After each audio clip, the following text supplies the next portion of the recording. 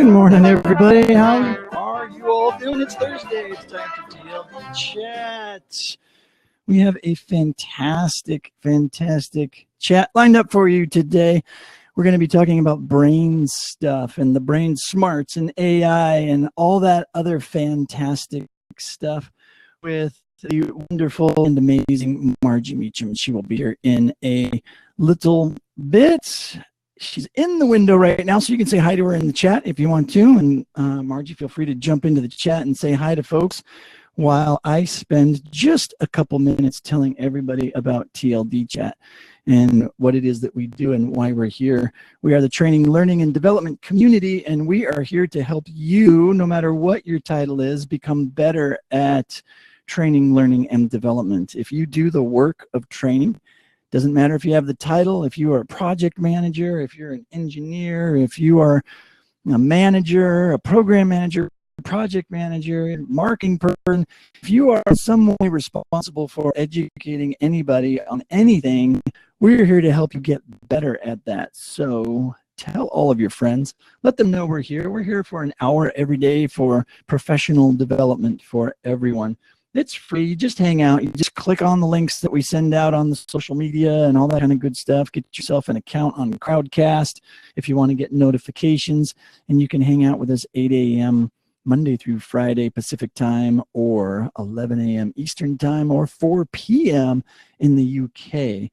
For Australia, you folks, I think it's around 1 a.m. or it's the middle of the night. So there is no perfect time to get the whole entire globe, so I apologize for leaving you out. But if you want to wake up in the middle of the night, then we would love to have you.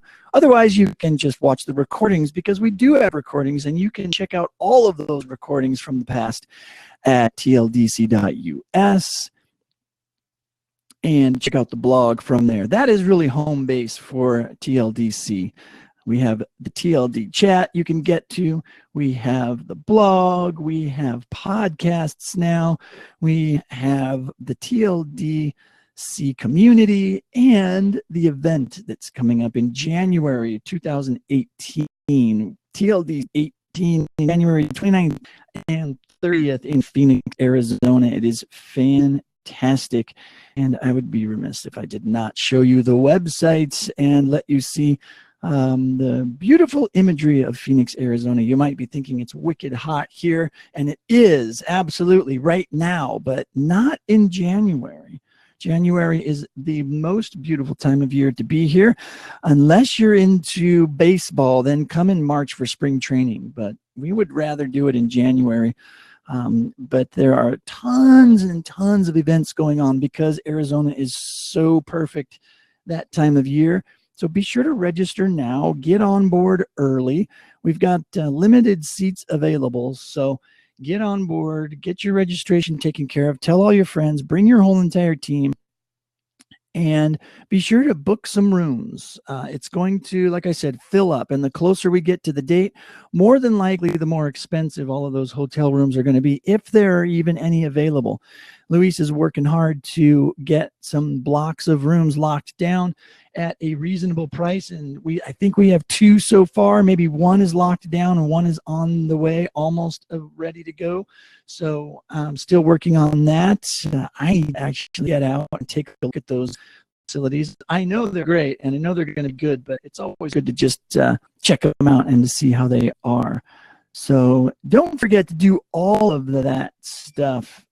Check out the event site. Check out tldc.us. Tell all your friends and tell us what you think and what you want to hear and what you want to talk about. If you are new to TLD Chat, please jump into the chat window and just tell us who you are, where you're from. Everybody likes to network on TLD Chat. That is one of the most powerful things that we can offer you here every morning, is the ability to reach out to some amazing professionals here in the TLD community. And if you don't take advantage of that, you're really missing out. So say hi. It's a wonderful group of folks if you are new here. And for those of you that are regulars that hang out here every single day, you guys are awesome. Say hi to the new folks. If you see a new face, just reach out and say hi and let them know who you are. I see a few graphical avatars instead of headshots, which normally means it's a new person or a new-ish person. So that's always a good sign. But it's always fun to have you for sure. Get used to the platform. Hit up the settings feature in Crowdcast and maybe throw up a headshot so we can see who you are and get to know you better. The chat is the best place to get started, so don't worry about that headshot for now if you are new.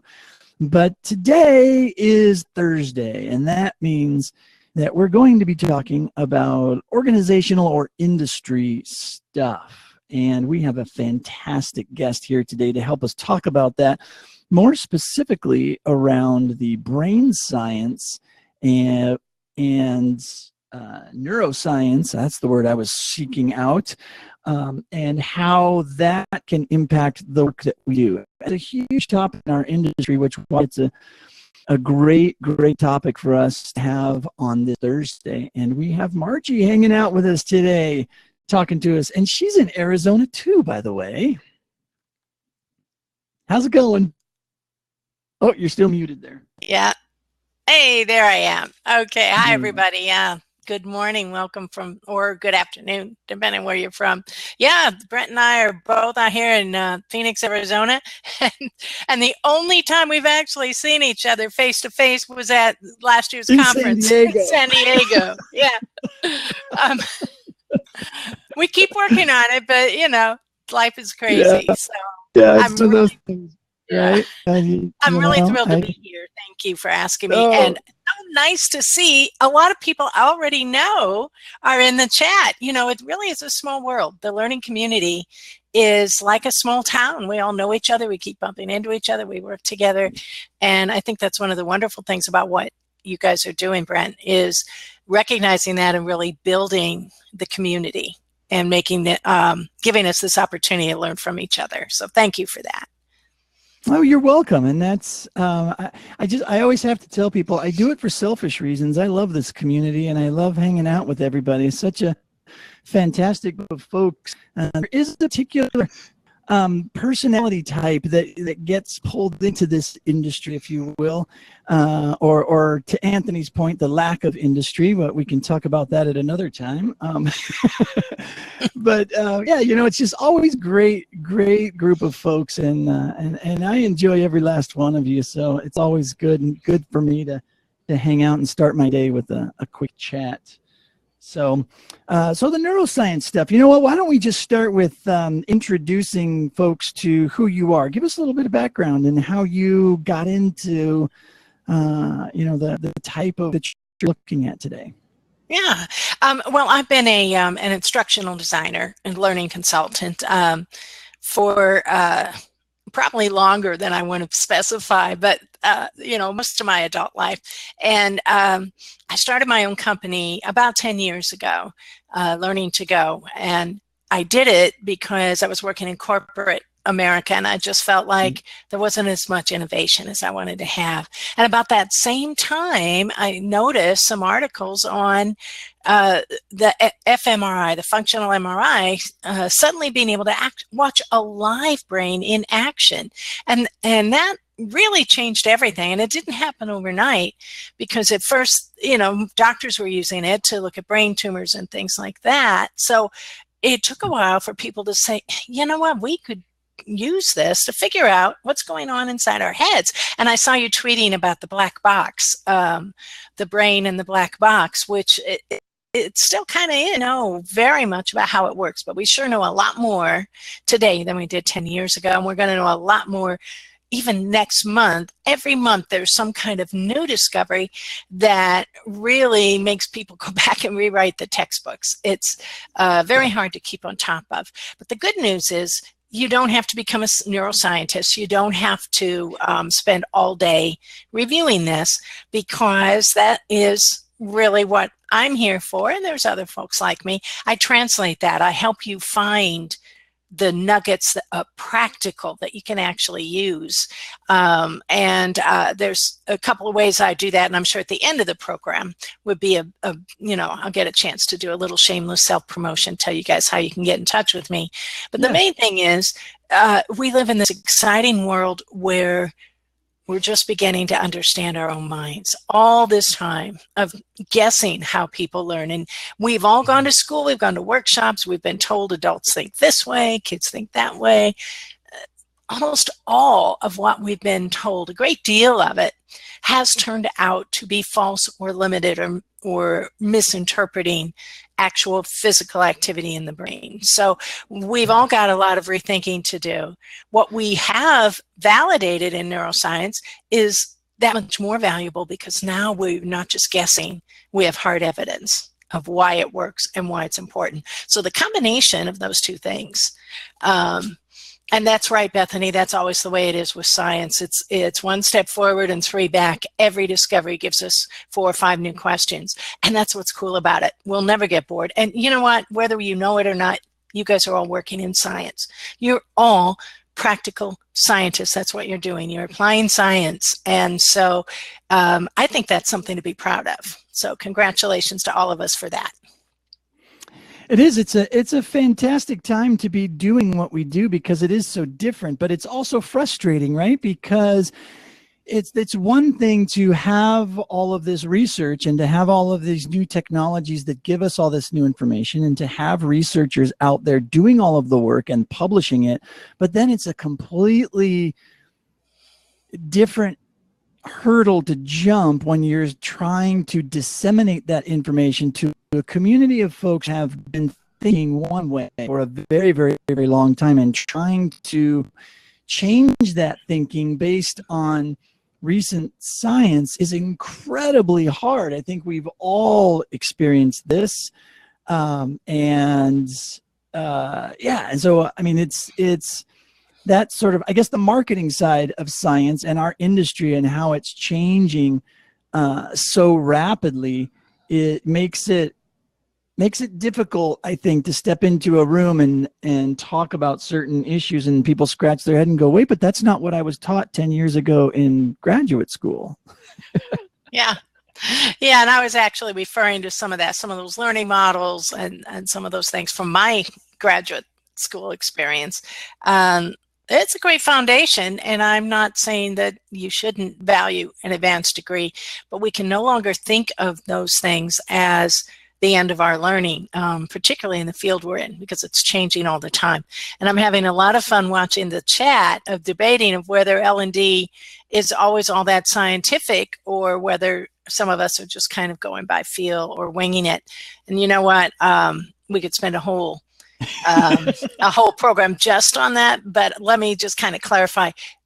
It is a science, and we should be taking a scientific approach. The fact that we're not necessarily all doing it doesn't change the fact that's the field we're in. It just means some scientists are better than others. So I think it's interesting too. I mean, I'll take the flip side of that, and play a little devil's advocate here. I mean, I don't know if this is devil's advocate, but I think inherently or intuitively, some of the things that we do and that we see as successful, we keep doing it. We just don't know why it's successful. Now the science is telling us this is why that particular process that you use, or the idea of how you created that video, or the fact that you're using video instead of text, or whatever, or how, why virtual reality is such a powerful tool for learning, things like that. We just kind of inherently know, and we want, maybe because we experience it personally, and so we just go ahead and do that for our learners. We may not know why it works, but now with all of this new science and all this new technology, it is now at least we know why, right? Now we can say, oh, yeah, okay, I've been doing it this way for so long and not really knowing why it works, but just doing it, and now we know why it works. Right. That's another angle we can look at, right? Yeah, that's incredibly validating, and it gives you more ammunition when you go to your stakeholders and say, here's why we need to do this. Brent and I were talking about business leaders and stakeholders a little bit before the program, and sometimes we scare them with all of our jargon and our theory, and we overwhelm them. And it can be easy then to let them dismiss us if we don't put things in a way that's accessible to people who don't do this for a living. Well, one way that helps you is with the science, because it's getting a lot of play right now. But there's another side to this, Brent, and that is that not everything you read that has the headline screaming neuroscience is, number one, really accurate, and number two, really neuroscience. So there's an awful lot of hype, and you have to be careful of that too, and aware of that as well. Well, like everything else, we've got the snake oil salesman out there too, right? Yeah. So, just as soon as any sort of scientific paper or whatever gets published, there's somebody out there saying, I can sell you something that's going to make that happen faster, better, cheaper, or, what have you. So, there is a lot of activity in our industry, unfortunately. But I will point out too that I don't think it's all for nefarious reasons. I think people are I think for the most part, people in our industry go at everything, vendors included, with good intentions. They want to create something that's going to be impactful and effective, and they want to be able to market it in a way that's impactful and where they can reach people. And they want to be able to tell people that this works because, and the reason why we built it was because, this is the new science, and this is why it's different, and this is why it works versus the way you used to do things. It's a tough sell. It is.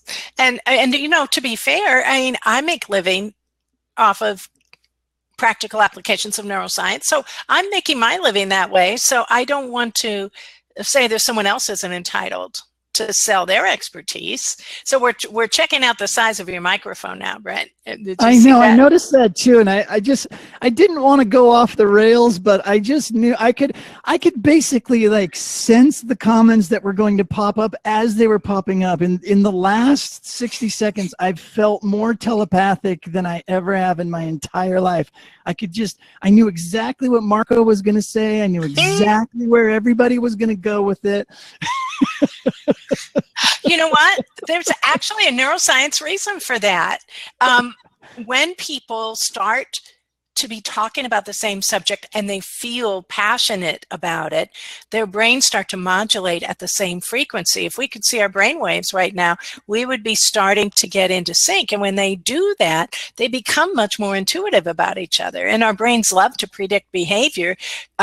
So it's one of the reasons why brains perform better, why teams perform better after a certain period of time when people start to get on that. And why we say, you talked about intuition, we've always known somehow that brains can get in sync. That's why we have that phrase, you and I are really in sync. It turns out to be literally true. It is, it is a factor of the electrochemical charges going on inside the brain.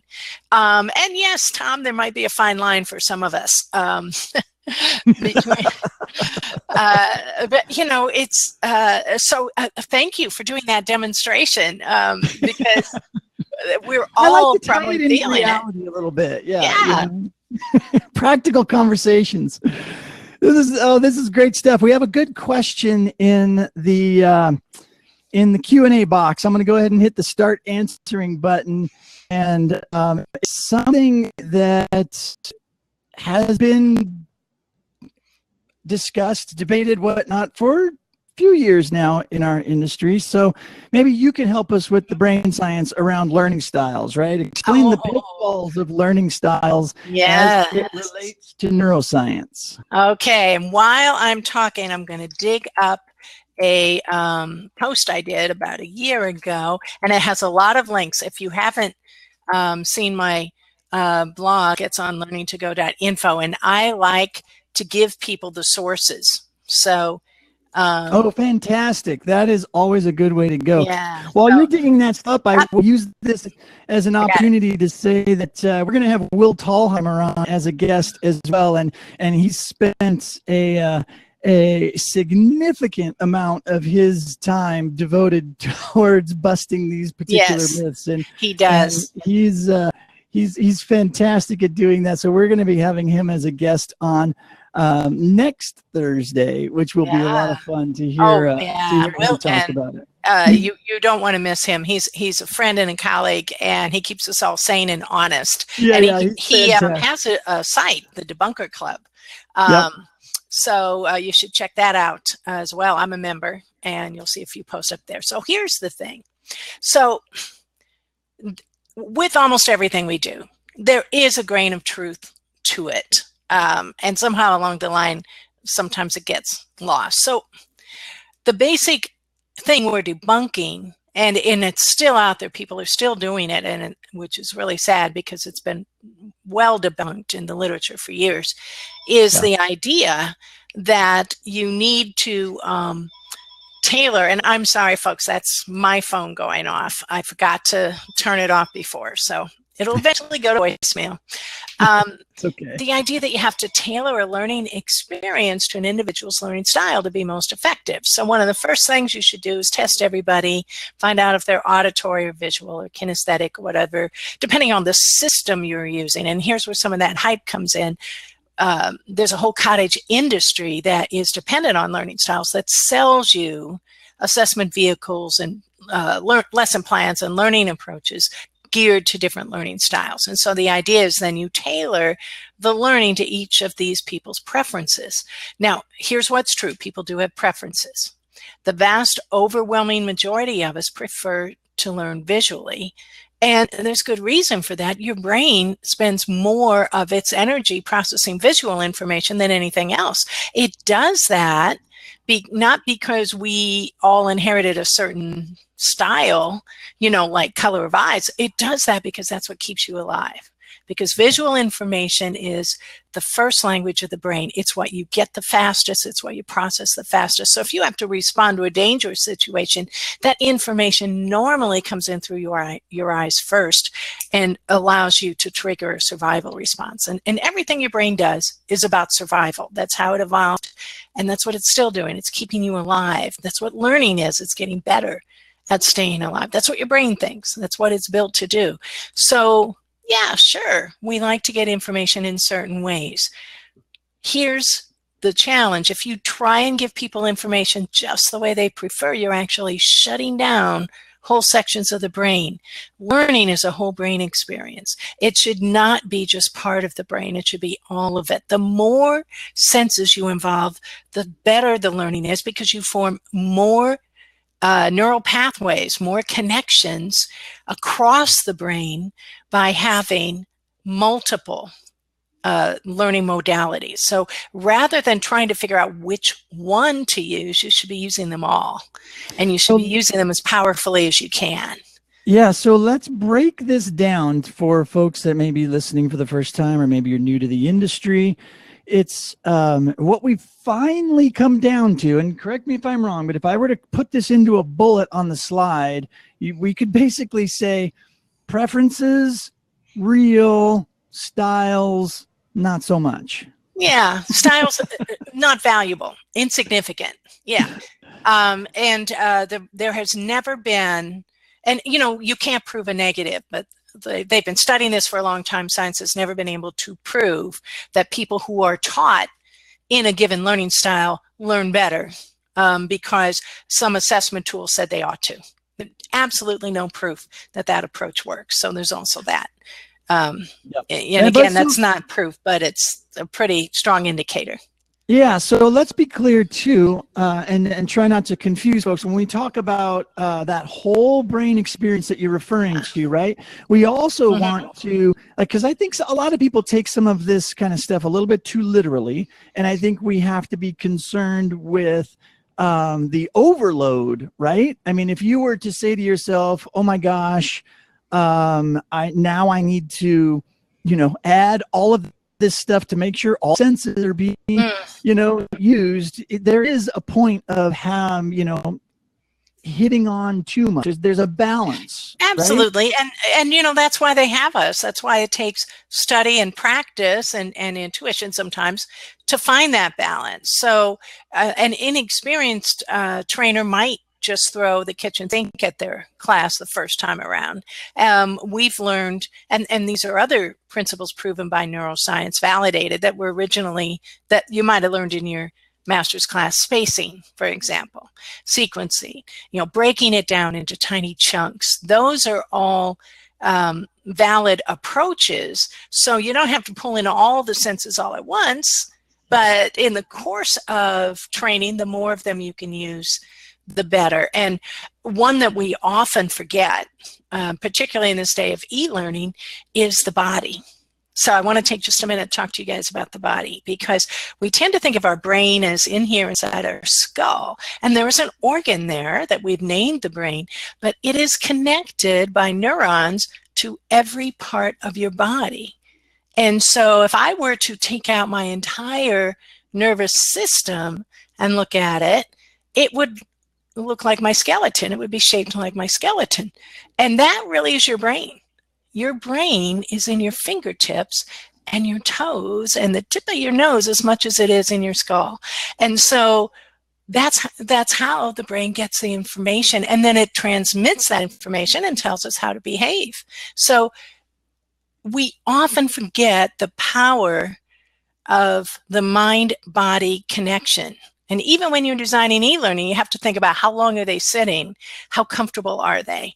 What kind of eye strain might I be introducing? Should I be giving them breaks? That's why micro-learning is not only popular, but proving to be very effective, is because it is less stressful on the body. When you're in a classroom, you have a lot of opportunities to engage the body. And so a lot of things we as trainers do that our stakeholders used to say, oh, cut that fluff out. Do they really need to get up and walk around the room, or can't you just hand them, the material? No, they really need to get up and walk around, because that stimulates blood flow to the brain, and they're going to be more engaged when they sit back down. So those kind of things are also all part of that learning, of our role as learning professionals, is to build those things in. Yeah, absolutely. And I'll take this opportunity to take a little break here. So I'll give you a chance to catch up on that. We've got some lively chat going on and some great questions showing up, but we've also got some great questions. Those folks that are used to this interface in the Q&A box.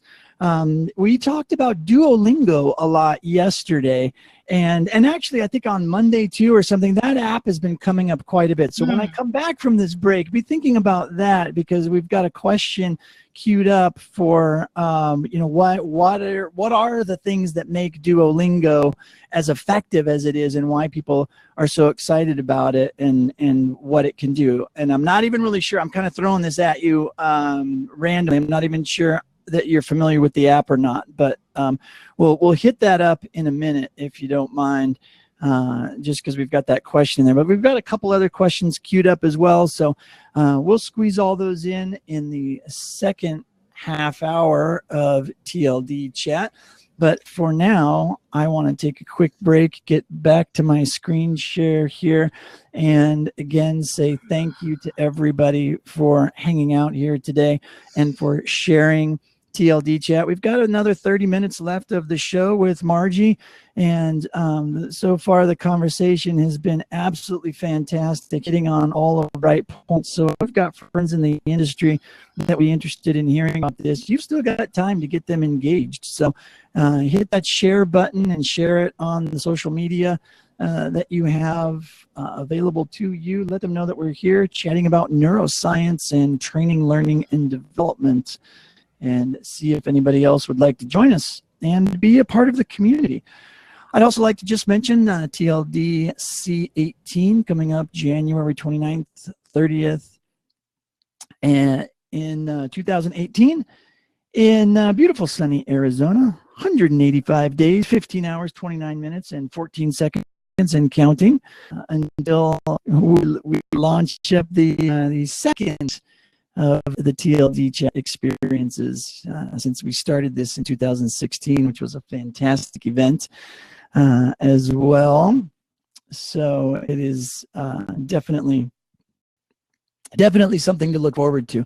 Also wanted to just mention as well, big shout out, good to see Craig back, our fabulous community member who helps us out with so much.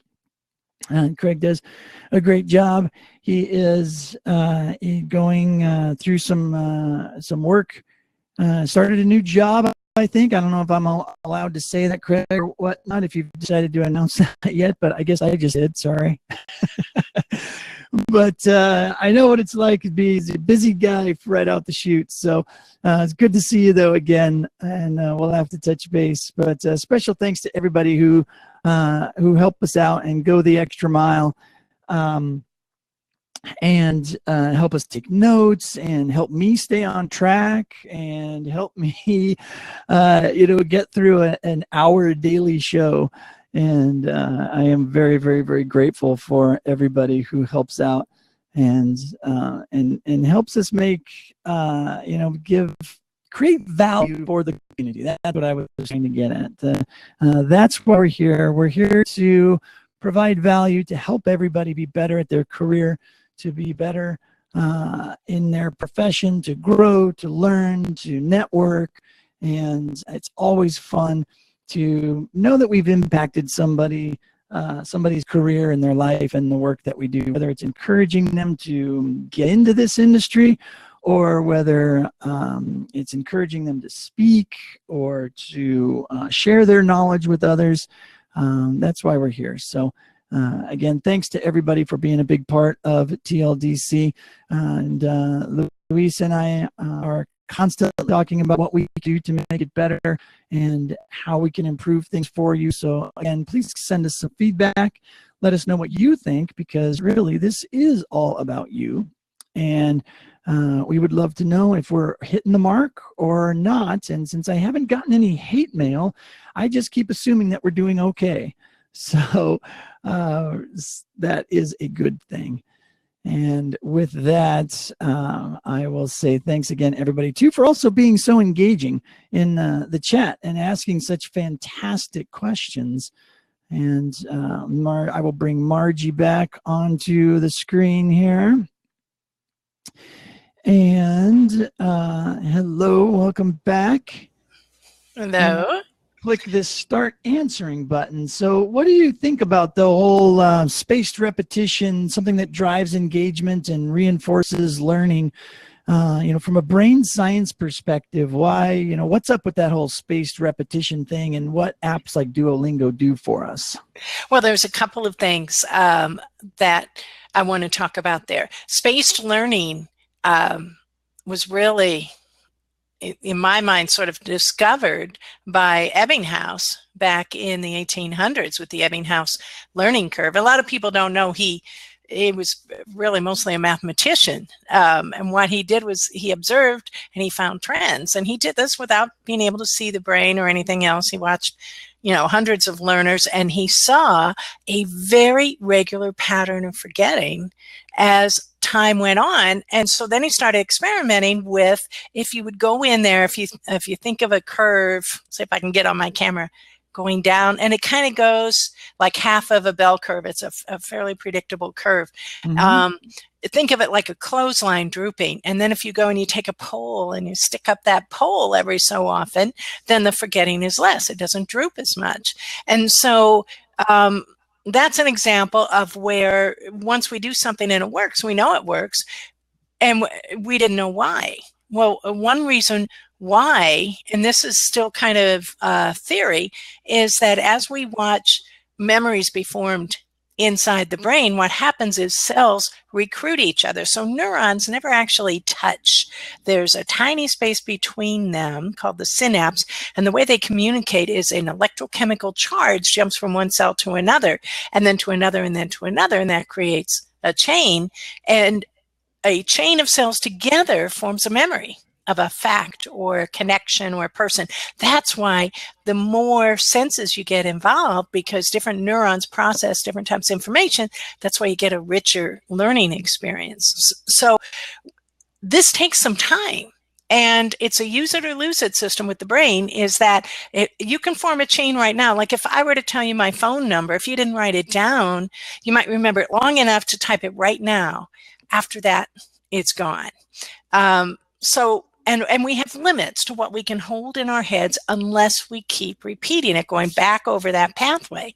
So the reason spacing works is it gives you time to solidify the pathways you've already got and then add to it and grab more neurons the next time you go over it. So every time you go over the information, you get more out of it, which is, and this connects to so many things. This is why taking notes is so important in learning. And I'm really on my soapbox about this one because people don't take notes anymore. And people in school and in training are not being invited to take notes.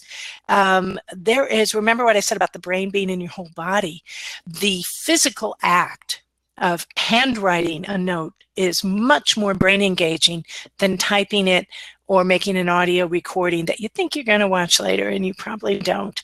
Even if you never look at your notes again, you have engaged more neurons by taking notes. So all of those interconnect, and sometimes I kind of lose my own train of thought because I'm jumping from one neural chain to another to another.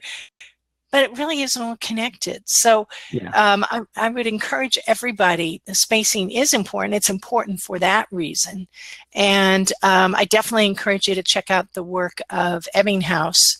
And I'm sharing a lot of my own links, not because I think I'm the most brilliant person in the world, but because they will link you to other things and because I know where stuff is on my site. I was just going to say, and it's a great resource. I will just, and it's okay to come on here and tell people about your own stuff. That's why we have guests on too, to also give you that opportunity, because that's, again, that's value that we at TLDC can give back to the community as well. So don't ever feel bad about that. Everybody, it is a great resource, her website. So the links that she's putting in there, if you ever get into these conversations, just remember Margie and hit up her website, and you can get very quickly to all of this stuff. Again, you can hit Will Tallheimer's site as well. He's got links to all sorts of his research and everything he's done as well. So it's out there. It's easy to find. And we have a little search window, so you can type in your topic and see if I've got something on it. It was interesting. I was gonna follow up on the notes aspect with you, and I think that might be one of the things that we don't really talk about that much, is this idea that, since everything's digital, people always just figure, well, I'm just gonna sit and relax, and I'm just gonna enjoy this person teaching me, right, or presenting to me, I guess might be a more appropriate word these days, because they're just going to give me the slides at the end anyways, or I can ask them for the slides, and those will basically be the notes, and so therefore I don't have to take notes, right? I think the digital aspect of things has, I don't know, made us lazy maybe, and made the art of taking notes less valued. I think that's true, and certainly in some cases. As a matter of fact, in the K through 12 world, they no longer teach longhand in most schools, because the argument is they're never going to need it. They're all going to be able to keyboard, or by the time these kids are out of school, they'll probably have a brain PC interface, and they'll just think their notes and they'll come out. What everyone's missing is there's processing that goes on as you're taking notes. You're reconstructing the information because you're deciding what you're going to write down. You're not just recording it by rote. That's what makes it different. And that's where the learning and the strategic thinking comes in. That's why great leaders all keep journals.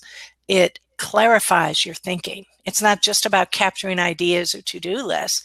It's about thinking. It's a thinking tool, and it's built into our bodies. We don't want to throw it away. So I urge everybody, run out and grab a journal and start taking notes in it. You'll be surprised what it will do to your thinking over time. Yeah. So how many of you are taking notes right now? That's all I want to know, because it's legit. And if we're going to believe this, right, we kind of have to drink our own champagne and follow up on some of this stuff, right? And it's okay if you're not. I don't mean to call anybody out or anything. This is just sort of the reality of where we're at. Sometimes you can't, right? Like maybe you're tuning in. This is the great thing about video too. Like maybe you're just listening on your phone as you're taking a walk or something like that, and listening to the conversation is great too. It might spark an idea or whatnot, but and I guess it's always your intent, right? And the learner's motivation and their intent or their purpose for consuming content. Maybe it's not to learn everything that you're talking about today. So maybe notes aren't necessarily required of anyone. Well, several people made a good point that the process of being engaged in the chat is in itself a way of taking notes. And you're absolutely right, because you're deciding what you're going to chat about, and you're making connections to things you already know, things you've seen. And by the way, somebody, Josh, I would love if you would email me that study you found about video and note taking, because more and more of online learning is moving towards video, and the danger is it can be very passive. So we need to encourage people to take notes at the same time. Anthony, that's relatively apparent, but actually we all do kind of decide. It just happens so quickly. Yeah. But there is something called a mental note. And even if you were just listening, there's a difference between kind of listening passively and listening and saying, that's interesting, I want to look that up later, I want to follow up like that. Your brain does what you tell it to do. If you give it an instruction like that, you're much more likely to act on it than if you just kind of sit back and then later you say, why didn't I do anything with that information? Well, you didn't choose to. You didn't set a plan to. So mental notes are also valuable. Yeah, it does. A lot of what we do, especially when you're older, right? You have a lot of memories, you have a lot of knowledge, you've built up a lot of experience, and at a certain point, things start to happen automatically. So I think we tend to lean on that maybe a little bit too much, and we stop practicing what you're talking about, right? Practicing, I'm going to try to remember that one bit, or I really like what she said right there, I'm going to make a mental note, right? I don't think we actively participate in our own learning and memory creation as much as you like to think we do. The older we get. And that's just an observation and then personal experience. I don't know if there's any truth to that or not, but it feels that way. Brent, I'm not sure. I'm watching somebody's comments. Brent, I don't know that it's really age or generational, but it might be cultural. Because we're all, no matter what your age is, you read these descriptions about, the millennials are this way. Well, we're really kind of we all have that mindset now. So, because we live in their world. And so the same thing happens with all this digital information. They're great tools. Like someone mentioned, they can play back a podcast. They can, you're going to send out a video of this. People will be able to go back and watch it again. And so I don't know that we're necessarily lazy, but we are processing information differently than we did even a generation ago. Our brains have changed physically in a very short period of time. And that means the danger is we haven't really caught up with enough strategies and tools to work with that new brain that is physically rewired differently.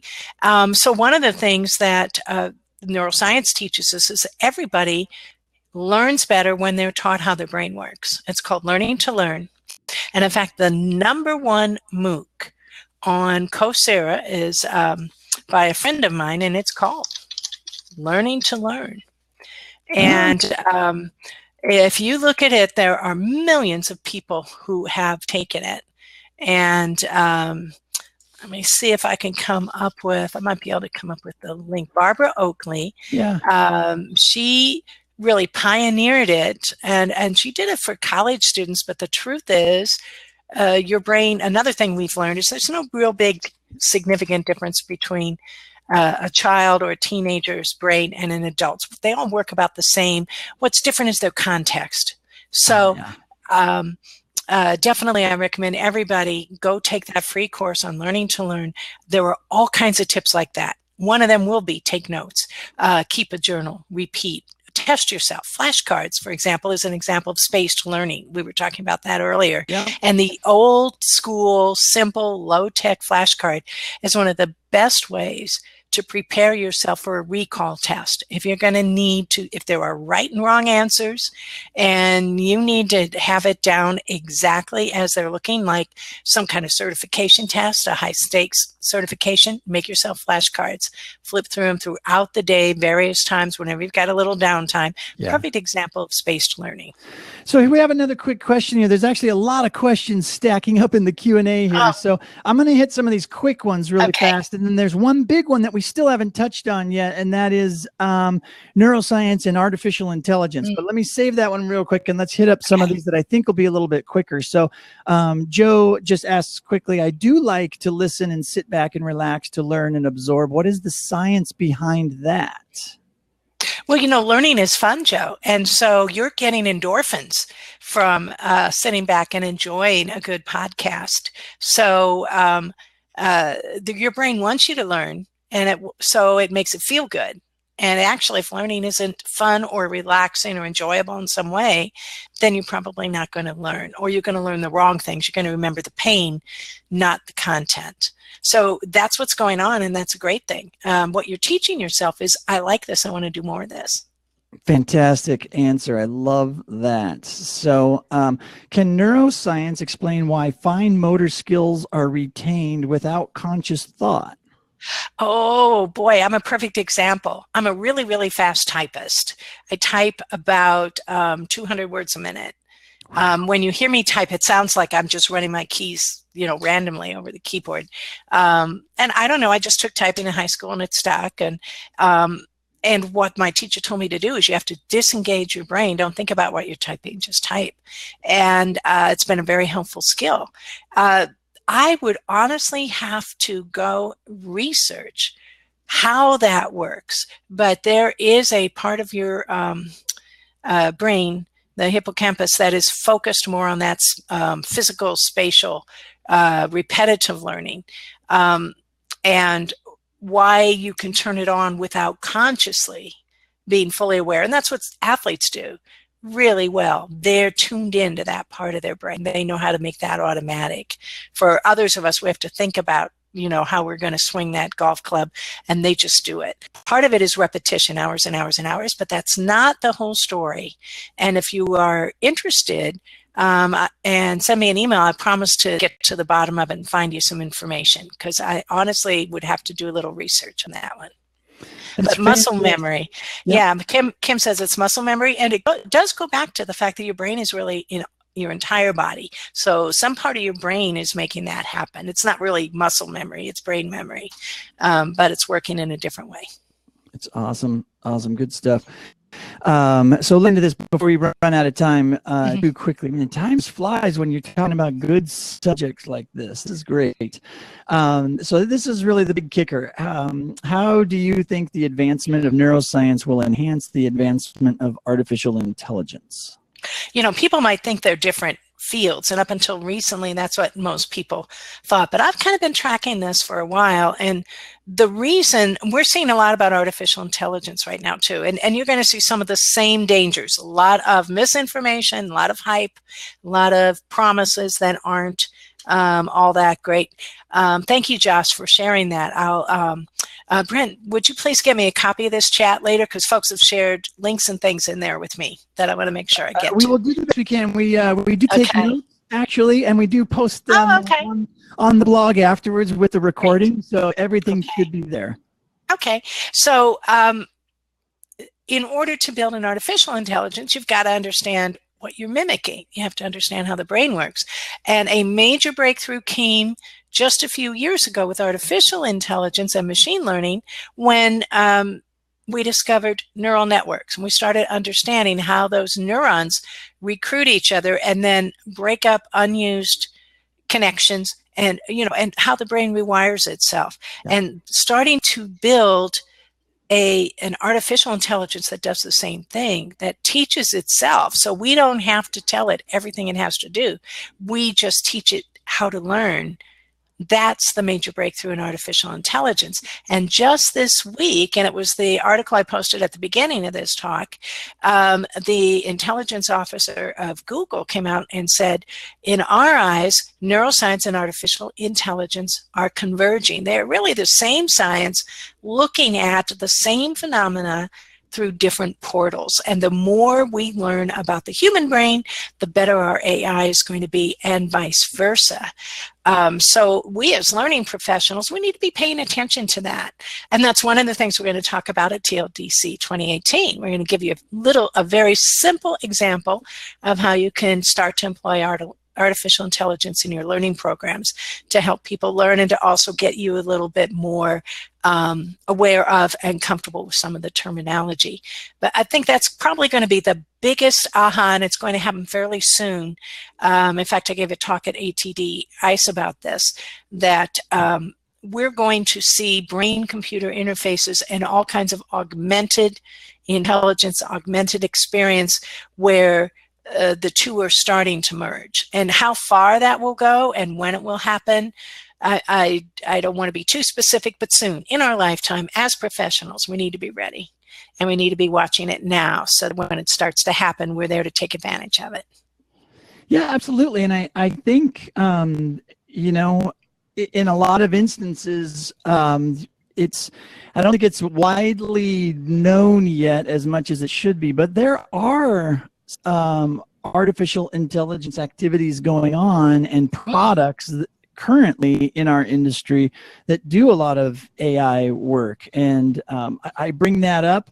I always try to be sensitive to the fact that I don't like to just pitch EdCast all the time because I work for them, but are very, very heavily into the artificial intelligence side of learning, and how do we utilize AI, and how do how do you put that into platforms and systems that we can release within the enterprise? Because another thing we were talking about yesterday with Lisa Goldstein was, we all kind of learn these things first, and it takes a while for the industry to catch up, and for the tools to catch up, and for the platforms to catch up, right?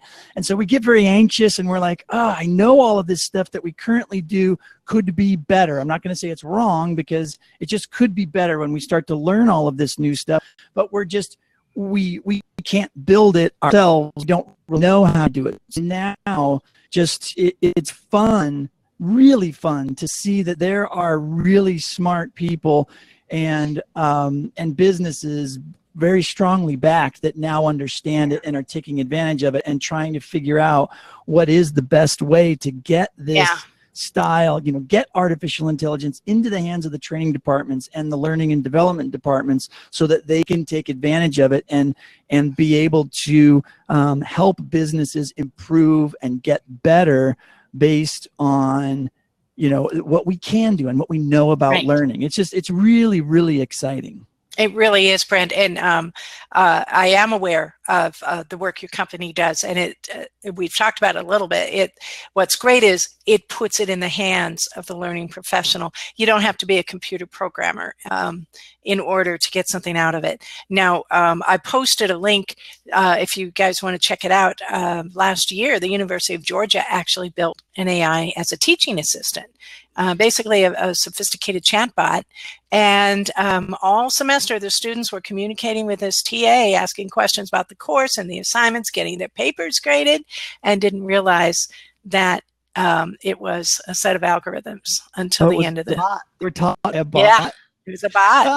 Oh, fooled the entire class. Now, if any of you guys are familiar with the Turing test, that means we just had an artificial intelligence. A lot of people today say that's not enough, that you need more. But basically, Turing, in the early days of AI, said, well, if we ever build a machine that can fool maybe half of the people, and they think they're dealing with a real person, we'll have to call that artificial. That we'll have to call that actually intelligent, which kind of begs the question of how many actual human beings other people would consider intelligent if they were asked to evaluate them just on the basis of their chat. So yeah, you're absolutely right. We're already living in that time. It's not on the horizon or in the near future. It's here. We just haven't all experienced it yet, and so we're not aware that it really is here. It's here. It's possible. The tools are there. It's more a matter of making it easy to do, and you're going to see just an explosion of that within a very short period of time. Yeah, and it's going to grow fast. And I will say too that it's not perfect, right? When we start talking about these things, I always have this fear of the imagery is the fantasy that we see on TV or in Star Trek or in the movies. And so when I mention I work for a company that does artificial intelligence and stuff like that in learning, I immediately get the heavy skeptics, right?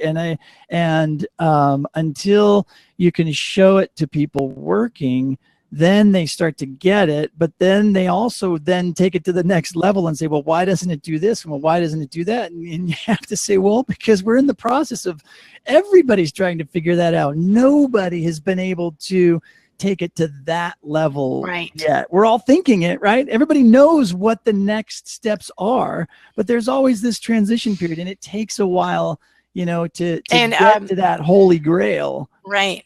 You know, and that just shows again how they're really two sides of the same coin. There's just as much hype. There's just as much we don't know yet.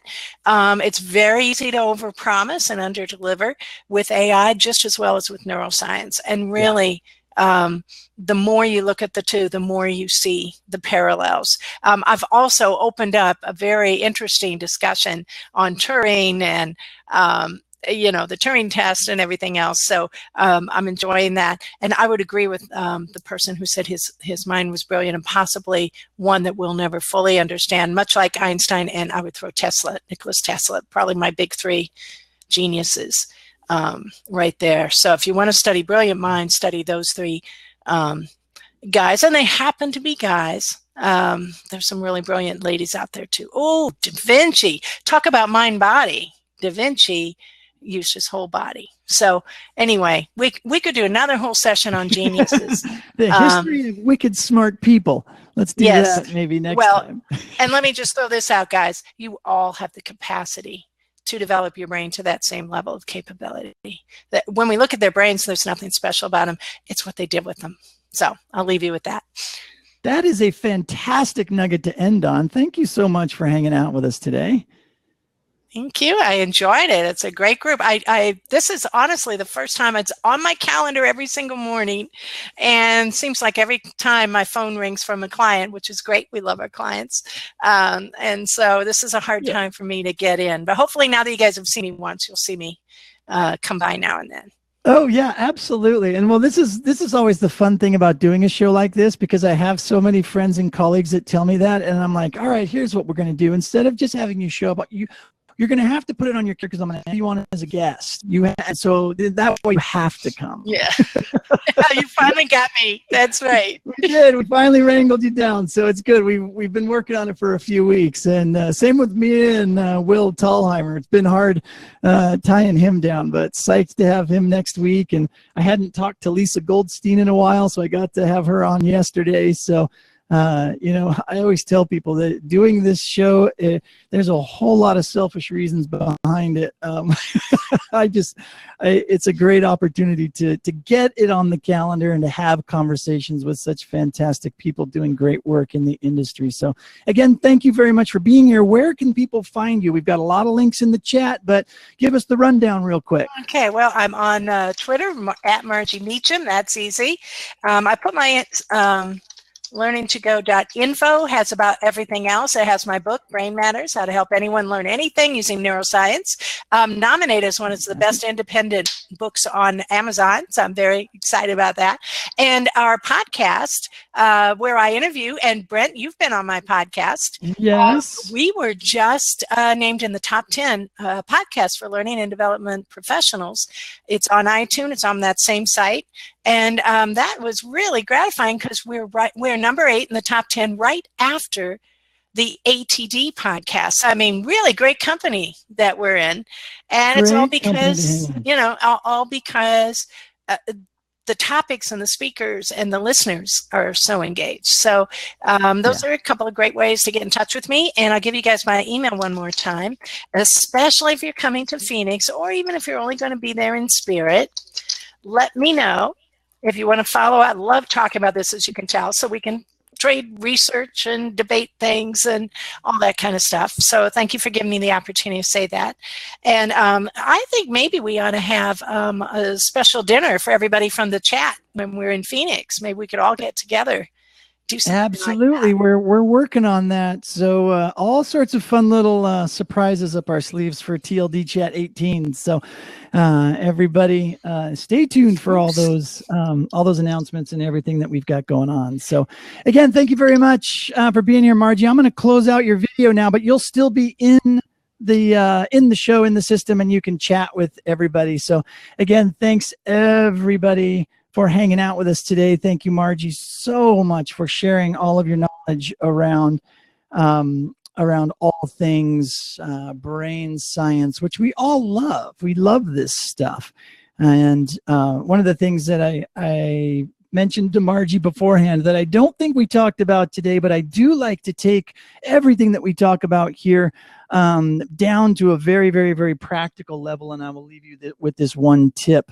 These conversations about neuroscience of learning and why we do the things we do and why we choose the solutions we choose. These are great conversations for us to be having together as an industry, but to the point of everyone else that we've had on our shows that have echoed the idea that we shouldn't be telling people how we do the sausage because nobody cares, right? Nobody likes how you do the work. They just like that it gets done.